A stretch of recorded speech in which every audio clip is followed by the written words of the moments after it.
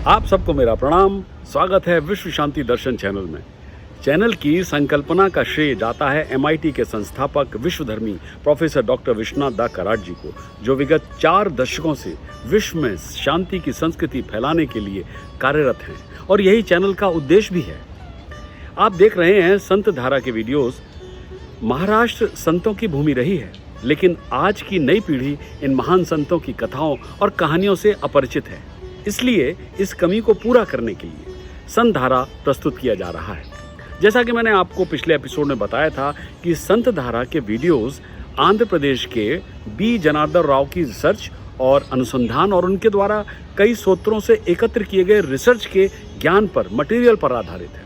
श्री राव का कहना है कि उन्होंने विवरण को सटीक रूप से एकत्र करने का हर प्रयास किया है, मगर वे विवरण की शुद्धता के लिए जिम्मेदार नहीं है। तो प्रस्तुत है प्रोग्राम संत धारा का अगला एपिसोड। हम चर्चा कर रहे थे भारत के मध्यकाल के मराठा संत तथा धार्मिक और आध्यात्मिक पुनर्जागरण की, रेनेसां की। आज उसी चर्चा को आगे बढ़ाते हैं। 13वीं शताब्दी के दौरान पूरा उत्तरी भारत मुस्लिम शासन के अधीन आ गया था, जो दक्षिण भारत में फैलने लगा। सन 1287 ईस्वी में जब संत ज्ञानेश्वर 12 वर्ष के थे, तब उनके 14 वर्षीय बड़े भाई गुरु निवृत्तिनाथ ने उनको नाथ संप्रदाय में दीक्षित किया और उन्हें गीता पर एक भाष्य लिखने का निर्देश दिया। ये एक अनोखी स्थिति थी जो मानवता की आशा बन गई। संत ज्ञानेश्वर प्रवर नदी के किनारे स्थित अहमदनगर जिले के गांव नेवासे चले गए और वहां उन्होंने मोहनी राज विष्णु भगवान के मंदिर में गीता पर अपनी टिप्पणी लिखनी शुरू की। उन्होंने लगभग 12 वर्ष की आयु में ज्ञानेश्वरी गीता पर भाष्य लिखना शुरू किया और देवगिरी राजा रामचंद्र के शासन के दौरान 1290 में 15 वर्ष की आयु में उसे पूरा किया। संत ज्ञानेश्वर ने गीता के उस ज्ञान को प्राकृत यानी मराठी भाषा में लाने के लिए संस्कृत भाषा में बंद दिव्य ज्ञान को मुक्त किया और इसे आम आदमी के लिए उपलब्ध कराया। संत ज्ञानेश्वर ने यह साबित कर दिया था कि गीता को मराठी में संस्कृत की तरह ही अच्छे या बेहतर तरीके से लिखा जा सकता है। उन्होंने गीता के 700 संस्कृत श्लोकों की व्याख्या मराठी में 9000 ओवेस या संगीत मीटर में विस्तारित किया, जिसे पढ़ना और लोगों के लिए गाना बहुत आसान था।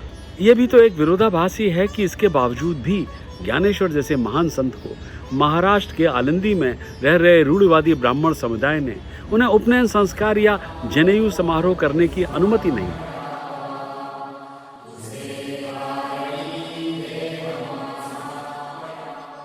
समर्थ रामदास। मध्यकालीन भारत में समर्थ रामदास ने देश भर के लोगों की स्थिति को बारीकी से देखा।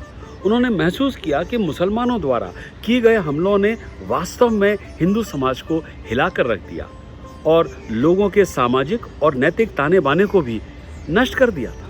हर कोई डरा हुआ और उदास था। उन्होंने धार्मिक पुनर्जागरण के लिए जोरदार प्रयास किया और जनता के बीच विश्वास बहाल किया। संत तुकाराम, जो उनके समकालीन थे, उन्होंने भी इस दिशा में योगदान दिया।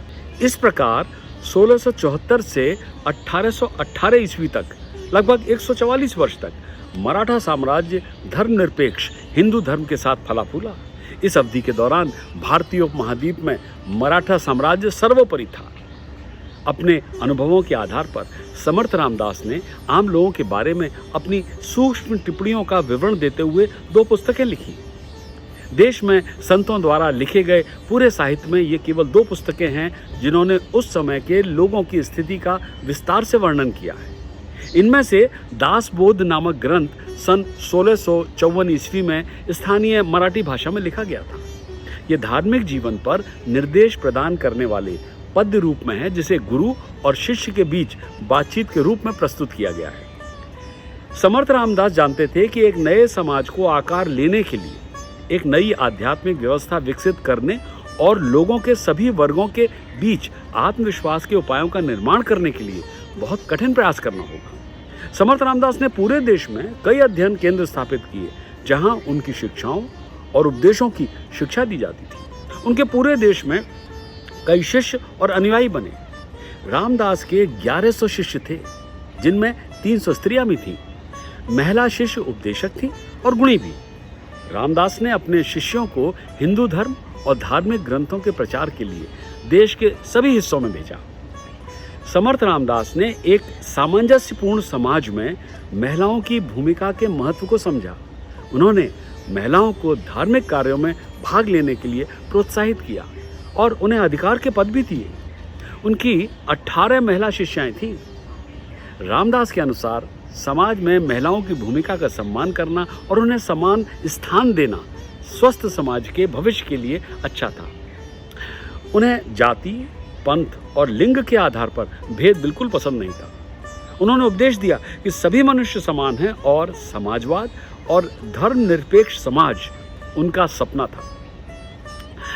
समर्थ रामदास के शिष्यों और उत्तर भारत के मठों ने अप्रत्यक्ष रूप से शिवाजी महाराज को उनके प्रयासों में मदद की और दक्षिण भारत में रामदास के संगठन ने महाराज शिवाजी के बेटे राजा राम को मुगलों के विरुद्ध युद्ध में वहां मदद की।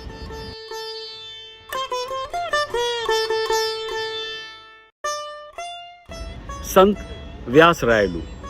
गुरु व्यास रायलू विजयनगर साम्राज्य के सम्राट श्री कृष्णदेव रायलू के गुरु थे।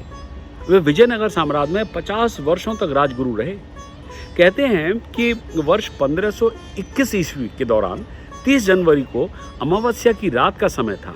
1 घंटे 30 मिनट के लिए कुहू योग के कारण सम्राट कृष्णदेव राय के लिए वो सबसे खराब अवधि थी। इस आपदा को टालने के लिए राजगुरु व्यास रायलू ने श्री कृष्णदेव राय से सम्राट का पद ग्रहण किया और अपने गेरुआ वस्त्र सिंहासन पर फेंक दिया, जो तुरंत जल गया। उसके बाद राजगुरु उस सबसे खराब अवधि के दौरान 1.5 घंटे तक सिंहासन पर बैठे रहे और सम्राट को आपदा से बचा लिया। इसके बाद राजगुरु ने श्री कृष्णदेव राय को साम्राज्य वापस दे दिया। गुरु व्यास रायलू 16वीं शताब्दी में तिरुमाला पहाड़ियों में 12 वर्षों तक रहे और भगवान वेंकटेश्वर स्वामी की पूजा और अनुष्ठानों की व्यवस्था की, जिनका अब तक पालन किया जा रहा है। गुरु व्यास रायलू ने इस अवधि के दौरान दक्षिण भारत में करीब 700 हनुमान मंदिरों की स्थापना की। ओहो, एक बार फिर शंख की ध्वनि हमें कह रही है कि इस संत धारा एपिसोड को यही विराम देना होगा। अगली बार भारत के मध्यकालीन मराठा संतों के इतिहास के पन्नों को फिर पलटेंगे और चर्चा करेंगे उस दौर के धार्मिक और आध्यात्मिक पुनर्जागरण की। एक बार फिर आप सबसे निवेदन है कि विश्व शांति दर्शन चैनल को सब्सक्राइब अवश्य करें, जहां से आपको शांति, अध्यात्म और विज्ञान से जुड़े हुए वीडियोस की जानकारी मिल रही है। देखते रहिए विश्व शांति दर्शन।